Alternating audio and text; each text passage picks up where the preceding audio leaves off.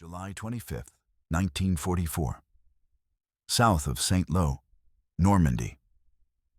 The hedgerows are still full of smoke from yesterday's artillery, and a low ground mist clings to the sunken lanes. Hauptmann Karl-Heinz Weller of Panzer Lehr Division stands half-crouched in an orchard beside a knocked-out French farm cart, field glasses pressed to his eyes. He can hear it before he can see it. Not tanks, not trucks, aircraft. Many. A slow, building thunder rolling up from the southwest. Behind him, two of his Panzer IV crews lounge beside their machines, helmets off, smoking, trading the same joke they have been trading since June. Die Amerikaner und ihre Hochhäuser auf Ketten. The Americans and their high rises on tracks.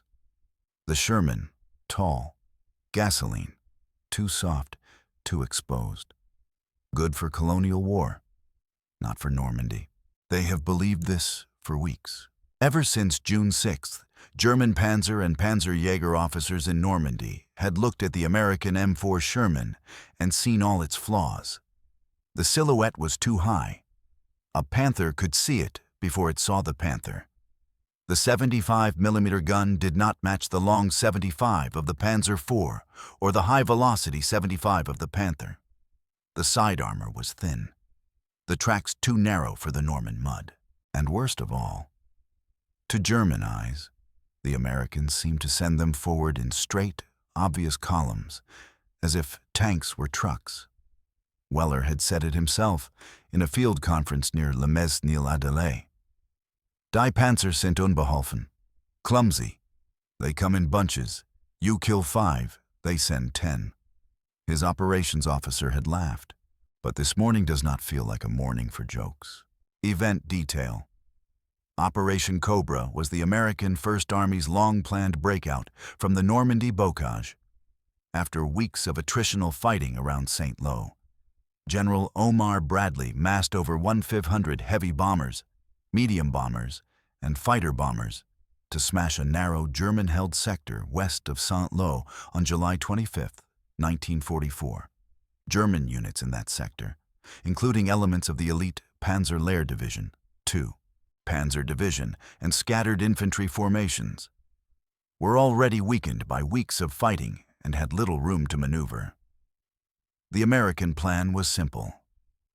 Blow a hole in the German line with overwhelming air power, then ram through with columns of M4 Shermans, tank destroyers, and motorized infantry, exploiting speed, numbers, and logistics to finally break out of the hedgerows. Weller lowers his glasses. The horizon is now a wall of specks. B-17s, B-24s, and below them, the tighter Vs of mediums. Even the tankers, even the old hands from Russia, go quiet. This is not the cautious, piecemeal air support the British and Americans had been flying over Normandy. This is something else. The ground under his boots actually trembles. A Feldwebel runs up from the road, breathless, camouflage smock dark with sweat. Herr Hauptmann, Fernsprecher, Divisionsbefehl. Field phone, divisional order. Weller strides back to the roadside where a line has been run to a forward switchboard. The order is short, agitated. Hold present positions, all vehicles under cover. Expect heavy bombing. Alle Fahrzeuge tarnen. Cover everything. They all know what that means. You cannot run in open country under that sky. Behind the orchard, 2 Panthers from a neighboring company stand hull down behind a hedgerow cut, their long 75s pointing toward the American side. The Panther crews have been making sport of the Shermans since the first day's fighting, claiming 3, 4, 5 burning in a row. They come like cows, one gunner had said. You shoot, another one comes. You shoot again. To German tank men who had grown up on the doctrine of the small, well-trained, well-led armored force, the American way of war looked wasteful. 1 superior tank should beat 3 inferior tanks. That's how it had been in 1940, in 1941, even in parts of 1943 on the Eastern Front. Today is going to teach them something different. The first bombs fall short in the American lines. The blast wave reaches even the German positions. Then the second waves creep forward, tons and tons of high explosive walking across the German frontage. Earth heaves upward. Hedgerows disintegrate. Telephones go dead. A staff car hurled into a field lands on its roof. Dust, smoke, branches, and pieces of men go up together. In seconds, Panzerlehr, the division that had seemed so solid, so professional, so full of veteran NCOs and immaculate equipment in June, is ripped open. Weller dives beside the trunk of an apple tree as a string of bombs rips the lane. The air is filled with metallic whines, bits of plow, tractor, maybe tank armor. He shouts for his driver, his gunner. No answer. Across the field, the silhouette of one of his Panzer V's is now at a crazy angle. Tracks exposed, side armor blown in. He realizes, with a sickening sensation, that his clumsy enemy did not send more tanks today. They sent the sky. And when the sky is done, the tanks will come. When the dust begins to settle along the Saint-Lô-Perrier road, the German positions no longer look like positions. They look like wreckage. Line companies have become platoons. Platoons have become squads. Major roads are blocked by craters deep enough to hide half tracks. Horses, Panzerlehr was already short on fuel, lie dead in their traces, and the radio net, which German officers rely on for the snapping, fast control that is their trademark, is full of broken, half-screamed reports. Feindliche Bombardierung. Verluste. Keine Verbindung zu links. Artillerie ausgefallen. Enemy bombardment, losses. No connection to the left, artillery out. American scouts are already moving. Down the torn roads, past shell-shocked German infantrymen still crawling out of slit trenches. The first U.S. armored spearheads begin to nose forward. M4 Shermans, 75mm guns, sandbags, and spare tracks welded to their bows, antennas whipping. 2nd Armored Division, 3rd Armored Division, infantry on M3 half-tracks riding behind, all under the wide umbrella of American tactical air that is still circling like hawks above the battlefield. Tank destroyers, M10s, open-topped, with crews scanning for anything German, roll in behind. Engineers follow with bulldozers to push aside trees, wrecks, even dead cattle. The breakout force is not elegant. It is layered. From Weller's battered vantage point, it looks endless. A single Sherman, taken in isolation, is not terrifying to a German Panzer officer. He knows his 75mm WK-40, his Panther's 7.5 cm Cobra K-42, and certainly any 8.8 cm flak 36 gun can kill it. Even a well-emplaced POC-40 can. But the Americans are not bringing a single Sherman. They are bringing columns of them, each with fuel, each with radio contact, each with infantry screens, each with artillery on call, each watched over by fighter bombers carrying rockets and bombs. When one bogs, another goes around. When one is hit, the crew may bail, but 3 more vehicles keep moving. This is the part German prisoners will later try to explain to interrogators. Der Panzer selbst war nicht das Problem. Es waren die vielen. The tank itself was not the problem. It was the many. U.S. First Army staff officers have planned for this. Bradley's G4 officers have been moving fuel, ammunition, and replacement parts up for days. Supply trucks wait just behind the breach, ready to rush forward as soon as engineers clear routes. In some places, the Americans simply drive through the hedgerows that have held them for 7 weeks. Operation Cobra is designed to be what the earlier fighting in Normandy was not. Fast. German division commanders try to counterattack. Panzerlehr can still field a few serviceable Panthers and Panzer IVs. Elements of 2, SS Panzer Division Das Reich, and 116. Panzer Division are not far. But this time the counterattack machine does not start cleanly. Units are scattered. Losses from the bombing are undercounted, liaison officers are dead, and, most crucially, the Luftwaffe is not coming. Every German tank that dares to show itself on a road risks being spotted by a P-47 Thunderbolt or a Typhoon and hit with rockets. You can be the best Panther crew in France and still die to a fighter bomber you never saw. So the German counterattacks are small, late, uncoordinated. A platoon here, a company there. They manage to knock out individual Shermans, sometimes 5, sometimes more, because in good fields of fire, German gunnery is still excellent. But the line does not reform. For every American vehicle hit, 2 more roll past. For every hedgerow reoccupied by a German squad, American artillery simply pounds it again and rolls on. This is the moment when the mockery begins to sour in German throats. They had called the Sherman Clumsy. They had said it was too tall, too lightly armored, too gasoline-hungry. But as they watched the U.S. columns stream through the battered corridor west of Saint-Lô, they see the real shape of the American weapon. Not steel, but system. Tank, truck, engineer, artillery, air, logistics, staff, each piece ordinary, together unstoppable. The whole is what buries Panzer Lair. Somewhere along the road, Weller finally raises his remaining radio and says something he never thought he'd say in 1944. Wir brauchen mehr Panzer, nicht bessere. We need more tanks, not better ones. Southwest of Saint-Lô, July 27, 1944. The gap is now wide enough for exploitation. 8. Corps pushes through. U.S. armored columns are fanning out toward Coutances, Avranches, and the open ground beyond the bocage. The terrain where American armor, so often cramped and ambushed in June, can finally breathe. In dusty Norman villages, French civilians peek from cellars as long files of Shermans clatter past, their crews grinning, shirts off, helmets tilted back.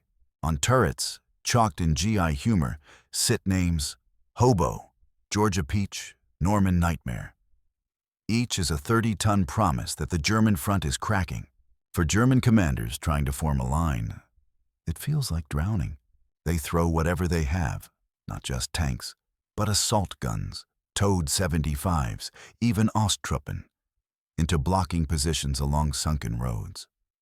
But every time they think they have a company of Shermans pinned, American artillery lands, smoke shells blind German sights, and yet another American armored force appears on a side road no one thought was passable. German reconnaissance is thin. Their signals are disrupted. American reconnaissance, fast, radio-equipped, and when needed, airborne, is not. The result is that U.S. tank companies seem to appear from nowhere. This is what buried in tanks looks like in 1944. A German Panzer IV takes up a hull-down position behind a hedgerow and kills 2 M4s on the road with rapid, accurate fire. Crews trained, gunners experienced. Before it can relocate, a 3rd Sherman, coming not from the road but through a blasted gap in the hedge, fires on the move and disables the German tank. Infantry from an American half-track swarm the position. German crew bails. Behind them, as they run, they see not 2, not 3, but an entire battalion's worth of tanks and vehicles coming up. Dust columns everywhere, engines everywhere, radios chattering in English everywhere.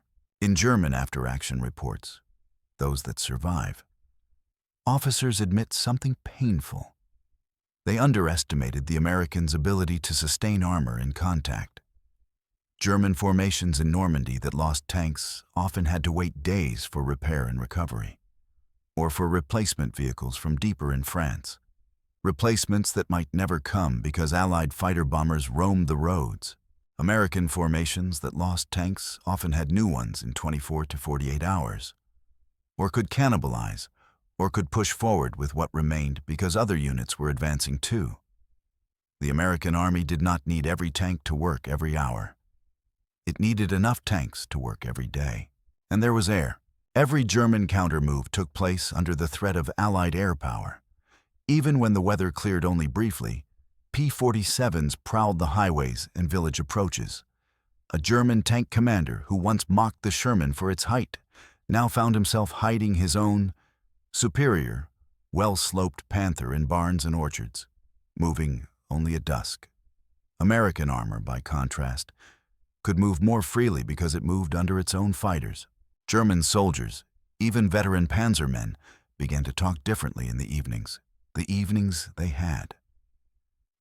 "Es ist nicht der Panzer," one Unteroffizier said in a captured letter.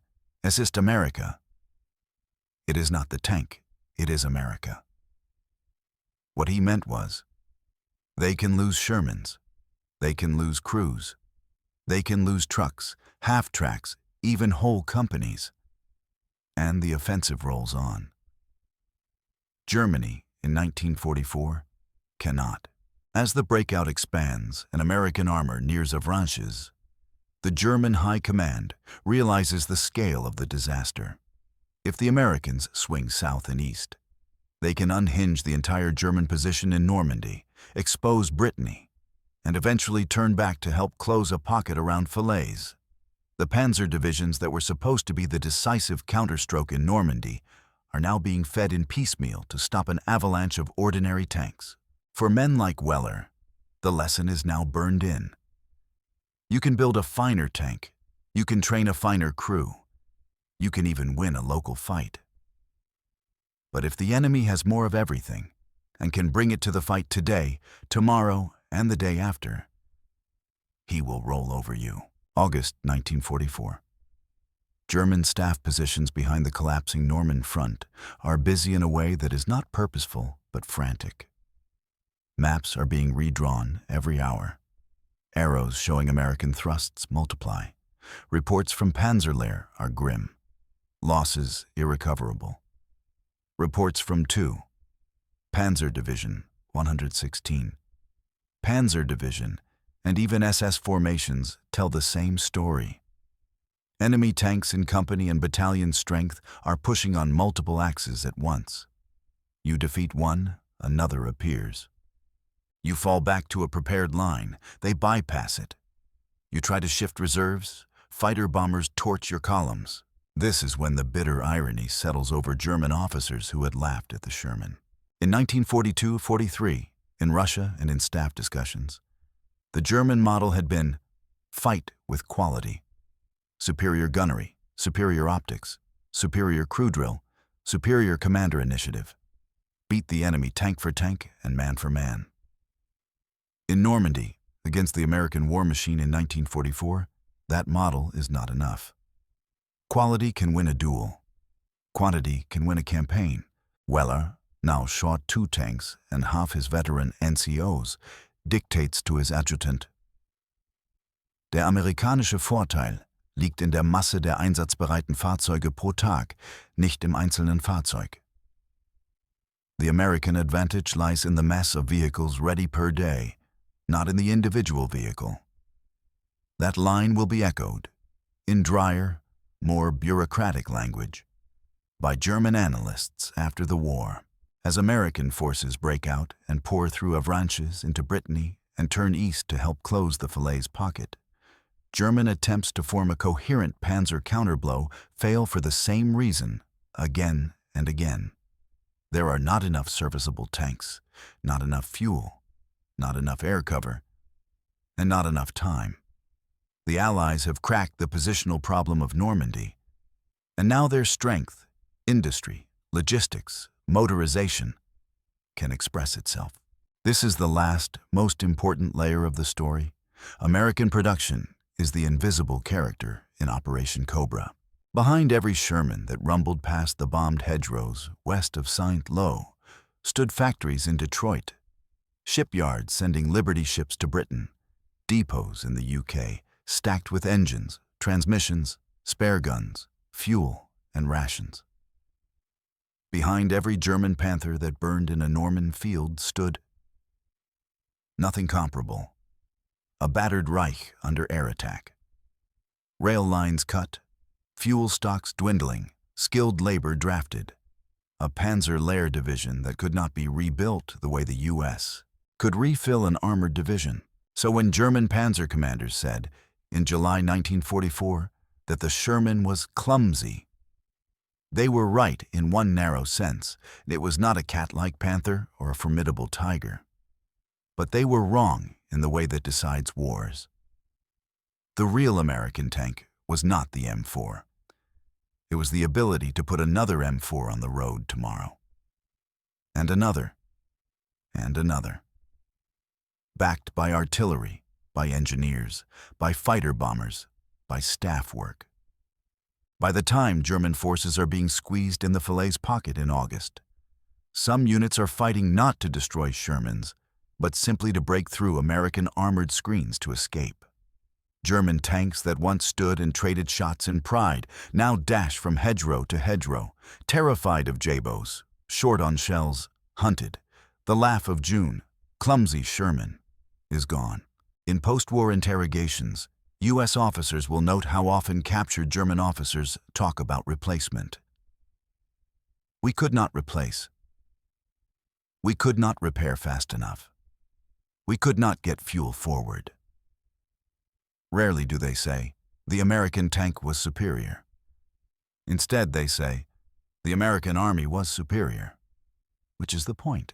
What Operation Cobra proved to German Panzer commanders, to Allied planners, to every infantryman who rode a Sherman through a gap in the hedgerows, was that in 1944, the decisive weapon was sustained, mobile firepower.